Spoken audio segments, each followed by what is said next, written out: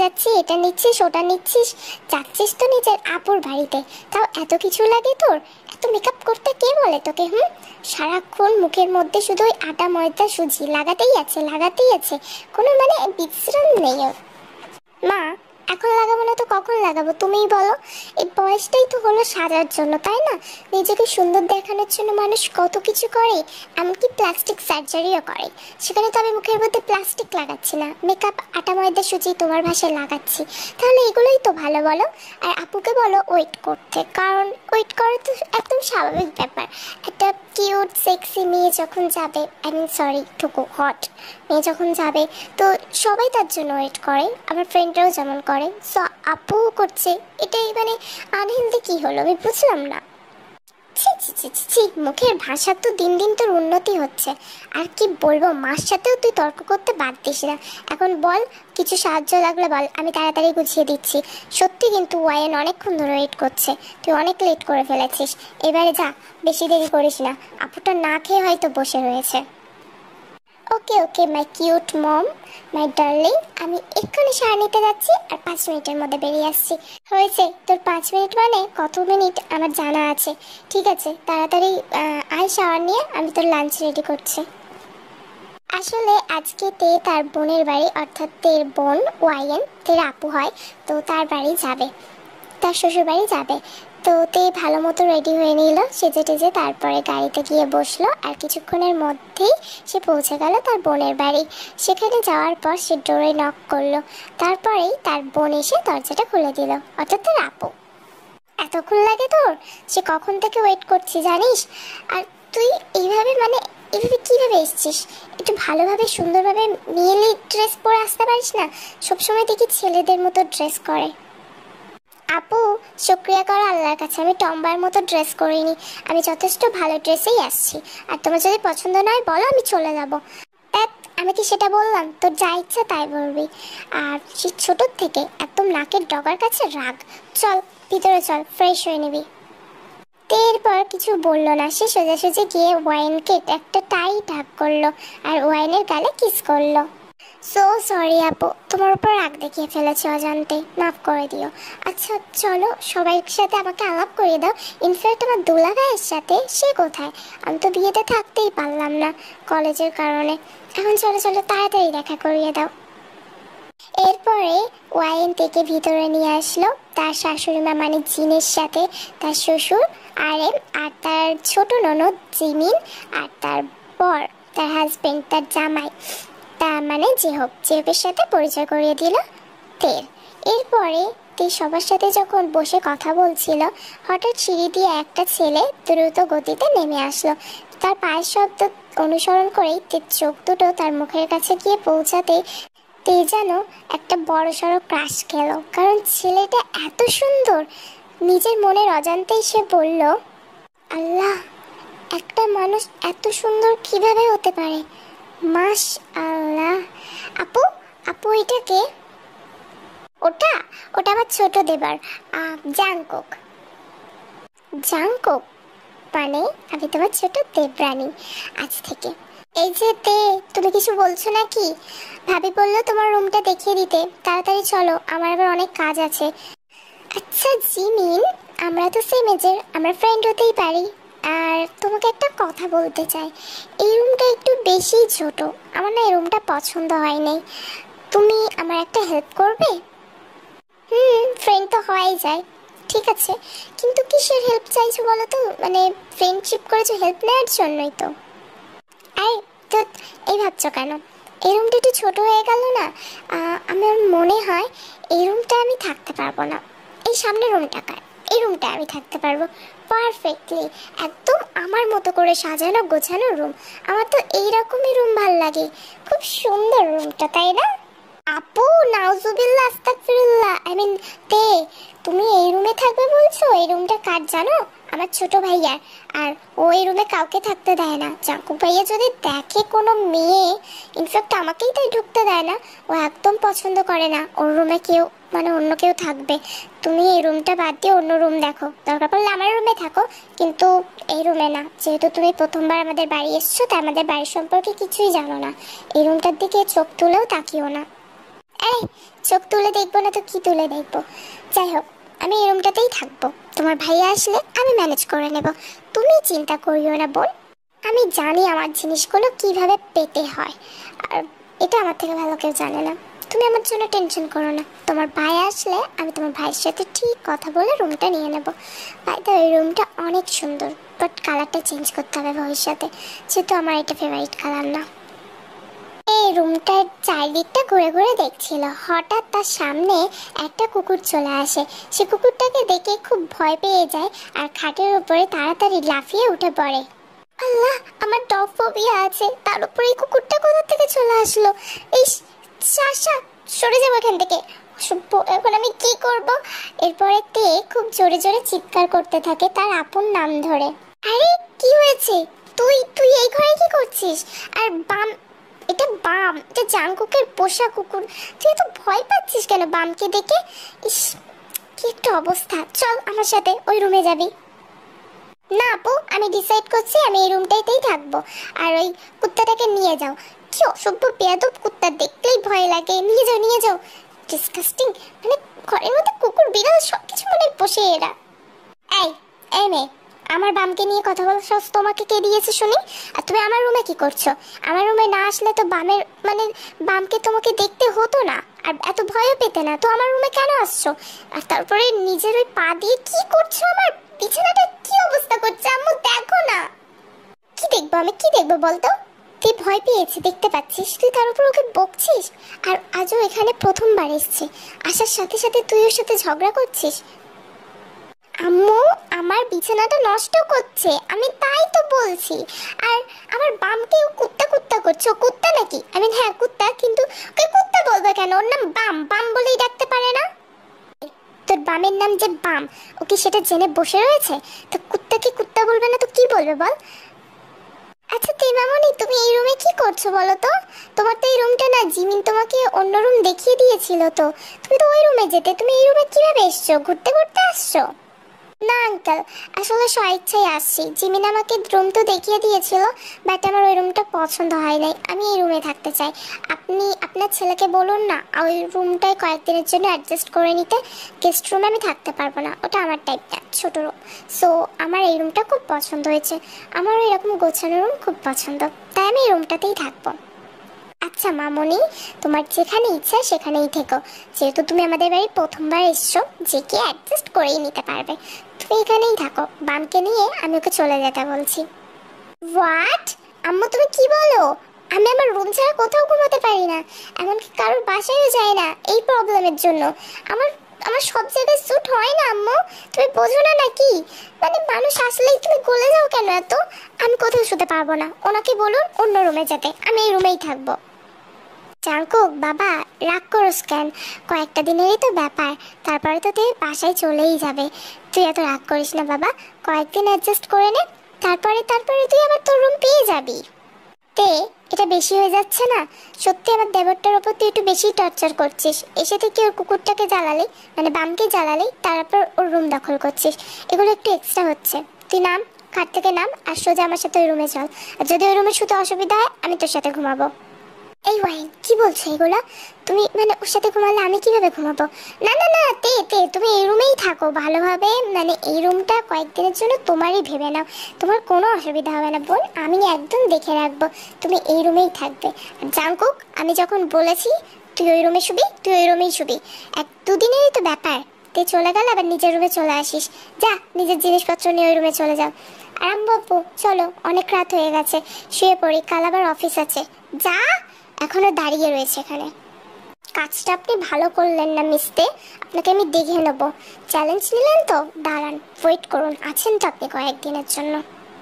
কয়েকদিনের জন্য কে বলছে? আমি তো সারা জীবনের জন্য এখানেই থাকবো। বলুন কি চ্যালেঞ্জ, দেখি আপনিও কি করতে পারেন। আমিও আছি, আপনিও আছেন, দেখা যাক কি হয়। ওয়েট ওয়েট ওয়েট, আপনি এক্ষুনি কি বললেন? সারা জীবনের জন্য মানে সারা জীবনের জন্য থাকবেন মানে এটা কি? সেটা সময় আসলে আপনি বুঝে যাবেন, এখন পাবো কেন না, আমার ঘুম পাচ্ছে। আপনি যান, চলে যান।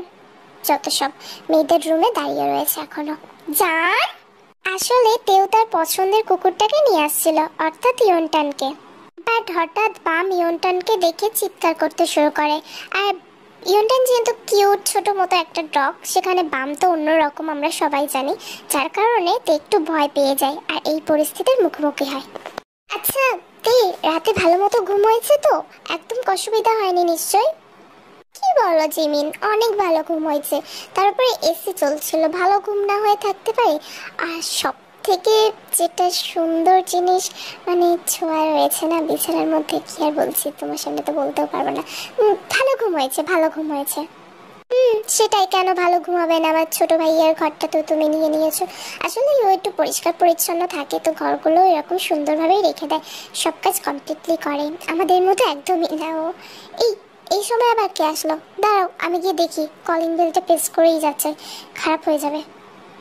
এরপরে জিমিন গিয়ে যে দরজাটা খুললো, সে এক্সপেক্ট করেনি সেখানে যে ছিল তাকে, মানে তার প্রিয় মানুষ, সব থেকে কাছের, তাকে এতদিন ধরে যে মানে জিমিন যাকে এতদিন ধরে পছন্দ করে ভালোবাসে, সেই মানুষটা ওখানে দাঁড়িয়েছিল। জিমিন খুব এক্সাইটেড হয়ে যায়। এরপরে সুগা বলল, কি ব্যাপার জিমিন, তুমি ভার্সিটিতে যাও নাই, এখন তুমি বাড়িতে আসো কেন? আসলে ভাইয়া, মানে ভাইয়া তো বলতে হচ্ছে, ভাইয়া মানে আমার ভার্সিটি আজ তাড়াতাড়ি ছুটি হয়ে গেছে, ওই জন্য ঘরে চলে আসছি। ও আচ্ছা, তো আমাকে গেটের সামনেই দাঁড় করিয়ে রাখার ইচ্ছা তোমার? সরো, ভিতরে যেতে দাও। ও সরি ভাইয়া, আসেন আসেন। ভাইয়া ওতে আমার ভাবি, মানে ওয়াইন ভাবির বোন, ও কিছুদিনের জন্য এখানে আসছে। ও হাই তে।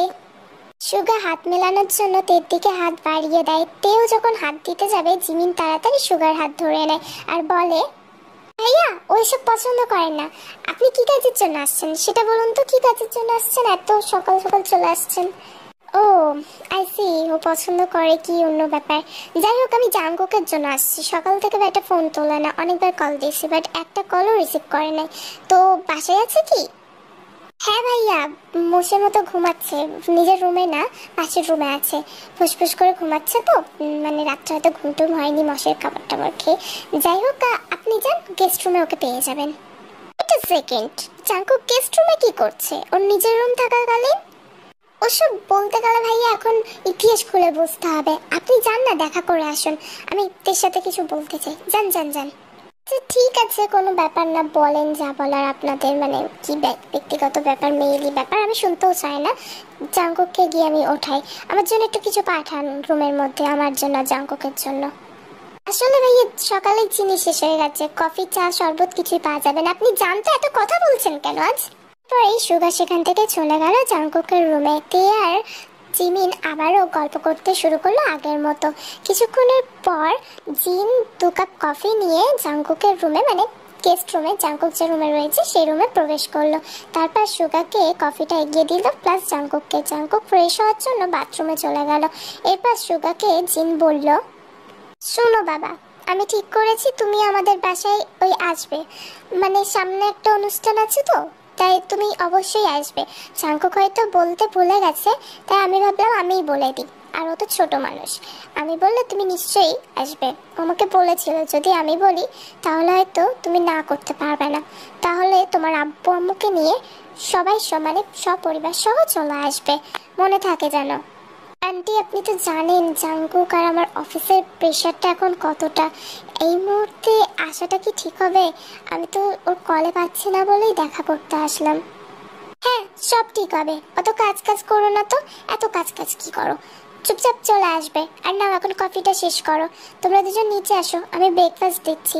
আর শোনো, আর তোমার আব্বু আম্মুকে অবশ্যই নিয়ে আসবে, মাথায় থাকে জানো, আমার কথা ফেলবে না, আমি না তোমার আম্মুর মতো হই। আচ্ছা আন্টি ঠিক আছে, আপনি যখন এতবার করে বলছেন আপনার কথা ফেলতে পারি, নিশ্চয়ই, মানে নিশ্চয়ই আন্টি আসবো। আরে দূর, তুমি তোমার ছেলের মতো, আম্মু বলতেই পারো, কোনো সমস্যা নেই। চলো তুমি কফিটা শেষ করো, আমার অনেক কাজ আছে, আসছি আমি এখন। এই যে রংবাজ পোলা, এইদিকে শোনেন তো, এই অ্যাকোয়ারিয়ামের মধ্যে কিছু গোল্ডফিশ লাগবে, মানে কি বলুন তো, আমার গোল্ডফিশ অনেক বেশি ভালো লাগে। অ্যাকোয়ারিয়ামটা সুন্দর পরিষ্কার পরিচ্ছন্ন রেখেছেন, অনেক ফিশই তো দেখলাম, বাট গোল্ডফিশটা নেই, এটা মিসিং, আপনি নিয়ে আসবেন, ঠিক আছে? এক্সকিউজ মি, প্রথমে আমার বামের ওপর অত্যাচার, আমার রুম দখল, এখন আমার অ্যাকোয়ারিয়ামের দিকেও আপনার চোখ চলে গেছে। আপনি আমার অ্যাকোয়ারিয়ামের ধারে পাশেও আসবেন না। কেন আসবো না? ও বাবা, এটা কি আপনার নাম লেখা আছে যে এটা মিস্টার জিয়ান জাংকুকের? শুনুন, আমার পছন্দ হয়েছে আর আমি আসবো। এখানে গোল্ডফিশ নিয়ে আসবেন, না হলে কিন্তু আমি আন্টিকে বলে দেব আপনি আমার সাথে ঝগড়া করছেন। আচ্ছা, গায়ে পড়ে ঝগড়া করাটা কি মানে আপনার স্বভাব? বিয়ের সময় তো গিয়েছিলাম, আপনাকে দেখতে পাইনি যদিও, তাহলে বুঝতে পারবো না, মানে পার্থক্যটা বোঝাই যায় আপনাদের মধ্যেই যে ওয়াইন ভাবি মানে কত শান্ত আমাদের ভাবি, আর সেখানে আপনি কেমন একটা ছেড়া। হ্যাঁ, কেমন একটা মানে কি? কেমন একটা মানেটা কি? তুমি আমাকে কেমন একটা বলছো? তোমাকে যেটা করতে বলছি সেটা করো, বুঝলে? না হলে কিন্তু আন্টির কাছে বিচার দেবো তোমার নামে, বুঝতে পারলে? হ্যাঁ হ্যাঁ, আন্টি আন্টি আঙ্কেল, তারপরে আপনার দুলা ভাই, সবার নামের কাছে মানে সবার কাছে কি আমার নামে বিচার দিন, আমার কোনো যায় আসে না। কিন্তু এর মানে আমার এখনই আমি গোল্ডফিশ আনবো না, বুঝতে পারলেন? আর এমনি তো গোল্ডফিশ আনলে না, বাকি যে মাছগুলো দেখছেন ওইগুলো আপনার গোল্ডফিশকে খেয়ে নেবে। খাবে খাবে, কিন্তু আপনি যদি গোল্ডফিশ না আনছেন, আমি এক্ষুনি আঙ্কেলের কাছে কেউ বলবো আপনি আমাকে মেরেছেন। আল্লাহ, কি মিথ্যুক কি মিথ্যুক! আমি আপনার গায়ে এখনো পর্যন্ত কোনোদিনও টাচই করলাম না, আপনি কিভাবে এগুলো বলেন? আচ্ছা ঠিক আছে, আমি এনে দেবো, দয়া করে এই ন্যাকামোর কান্না কাঁদবেন না, এনে দেবো আমি। আর এরপরে আমার আর কোনো জিনিসের দিকে তাকাবেন না, অসহ্য মহিলা একটা। ইস, আমার জানটা মনে হয় রাগ করছে, করুক না, খুব ভালো লাগে ওর রাগটা দেখলে।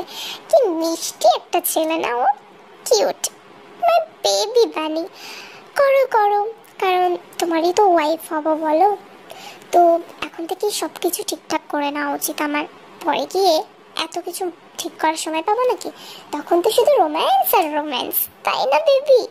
লাতি, আমি এতদিনে যেটা করতে পারিনি তুমি করেই দেখেছো, মানে করে দেখিয়েছো। যাই হোক, তুমি খুব সাহসী মেয়েতে ছোট ভাইয়ের মুখে ঠিক করেছো। ওর উপর সাথে না এরকমই ঝগড়া করা দরকার। ও যেরকম একটা ছেলে, তুমি একদম যোগ্য মেয়ে এসেছো আমাদের বাড়ি। তুমি প্লিজ পার্মানেন্ট থেকে যাও আমাদের বাড়ি, তাহলে ভাইয়ের টর্চার থেকে আমরা সবাই বেঁচে যাবো। সমস্যা নেই ননদিনী, পার্মানেন্ট থাকার জন্যই তো ব্যবস্থাগুলো করছি। তুমি রাগ করো না বোন, চলো আমরা এখন গিয়ে লাঞ্চ করে নিই, অনেক তো লেট হয়ে গেল, তাই না? আমি তোকে ফুল সাপোর্ট করছি তে, মানে তুমি জিনিয়াস। তোমার কোনো হেল্প লাগলে আমাকে বলিও, আমি নিশ্চয়ই তোমাকে হেল্প করব। চলো। খাওয়ার টেবিলে সবাই যখন বসছিল, তখন জিমিন যে চেয়ারটায় বসতে যায়, তখনই জাঙ্কুক পিছন থেকে এসে চেয়ারটা কেড়ে নেয়, আর জিমিন নিজের টাল সামলাতে না পেরে ফ্লোরে পড়ে যায়। এরপর জিমিন তাড়াতাড়ি উঠে জাঙ্কুকের সামনে গিয়ে বলে, ভাইয়া এটা কি হলো? আমি তোর সাথে কিছু করছি নাকি? তুই এভাবে আমার চেয়ারটা কেন কেড়ে নিলি বলতো? সবার সামনে চিৎকার করে বললাম না, দেখে সাপোর্ট করা হচ্ছিল না, লুকিয়ে লুকিয়ে আমি সব শুনছি। ভাইয়া তোরা দুজন খুব ফালতু ধরনের, মানে তোদের মেন্টালিটি এতটা চিপ আমি জীবনও ভাবতে পারিনি। এখন তোকে কিচ্ছু বলবো না, দাঁড়া তুই চলে যাক, তারপর তোকে কে বাঁচায় আমি দেখছি। আর আমি যা করেছি ঠিক করেছি। নিজের বোনের সাথে কিভাবে কথা বলতে হয় মানুষটা তো দেখি সেটাও জানে না, কি একটা অবস্থা। এই তোমার সবকিছুতে এত প্রবলেম কেন বলো তো? আমি আমার বোনের সাথে কথা বলছি নাকি তোমার সাথে? তুমি আমাদের কথার মাঝখানে নাক গলাতে আসবে না, 100 বার গলাবো। আপনি একটা মেয়ের সামনে বকছেন আর আমি কিছু বলবো না নাকি? ও আপনার বোন হওয়ার আগে একটা মেয়ে, বুঝতে পারলেন? আপনি ওকে বকতে পারেন না এভাবে। আর ও কি কিছু ভুল করেছে নাকি? যা ভুল করেছে আমি করেছি, তাই তো? মানে আপনার মতে সেটা ভুল, তো আমার সাথে এসে বলুন। মানে সত্যি অসহ্য আপনি একটা। আমি আর আপনাকে নিতে পারছি না, প্লিজ আম্মু আমার ভাতটা রুমে পাঠিয়ে দিও, আমি এখানে লাঞ্চ করতে পারবো না, অসম্ভব। আমি যাচ্ছি রুমে। এরপরে তে আর জিমিন খুব হাসাহাসি করে জাংকুককে নিয়ে। জিমিন তো খুব খুশি, কারণ জাংকুক তাকে যেহেতু চেয়ার থেকে ফেলে দিয়েছে, তের প্রতিবাদ করেছে, প্লাস জাংকুক চলে গেছে, তো ওরা খুশি হবে না? এরপর দুজন ভালো মতো লাঞ্চ করে দুপুরে একটা ভালো ঘুম দিয়ে নেয়। কিছুক্ষণ পর মানে সন্ধে হয়ে যায়, তখন জাংকুক চিৎকার করছে। ড্রয়িং রুমে সবাই বসে আছে, তে সহ বাকিরাও সবাই মানে কথা বলছে কাল অনুষ্ঠানে কি কি করবে না করবে এইসব নিয়ে। তখনই জাংকুক ওপরের রুম থেকে মানে রেলিং এর কাছে এসে চিৎকার দিচ্ছে তার আম্মুকে, আম্মু আম্মু তুমি সেই থেকে টাইম পাস করছো? তুমি জানো না দুপুরে আর সকালে কফি না পেলে আমার মাথা ঠিক থাকে না, কাজের প্রেশার একই, তার উপরে ভালো লাগছে না। আম্মু প্লিজ এক কাপ কফি তো দিয়ে যেতে পারো নাকি? মানে এই মেয়েটা আসার পর থেকেই দেখি তোমরা সবাই কেমন জানি চেঞ্জ হয়ে গেছো। এখন আমাকে কফি দাও প্লিজ, জিমিনকে দিয়ে পাঠিয়ে দাও। আমার অস্বস্তি হচ্ছে আম্মু, মাথাটা ব্যথায় ফেটে যাচ্ছে। তাড়াতাড়ি দিয়ে যাও আমার রুমে। এই ছেলেটাকে নিয়ে সত্যি আর পারছি না, মানে সব সময় খিটখিটে মেজাজ, দিন দিন যেন আরো খিটখিটে হয়ে যাচ্ছে। দাঁড়াও, তোমরা সবাই কথা বলো, আমি কফিটা বানিয়ে দিয়ে আসি ওকে। আন্টি আন্টি আন্টি আন্টি, আমি থাকতে আপনাকে কষ্ট করতে হবে না আন্টি। যতদিন আমি আছি আপনি তো আপনার মেয়ের মতো। আমি কফি বানিয়ে ওনার রুমে দিয়ে আসছি, আপনি বসেন।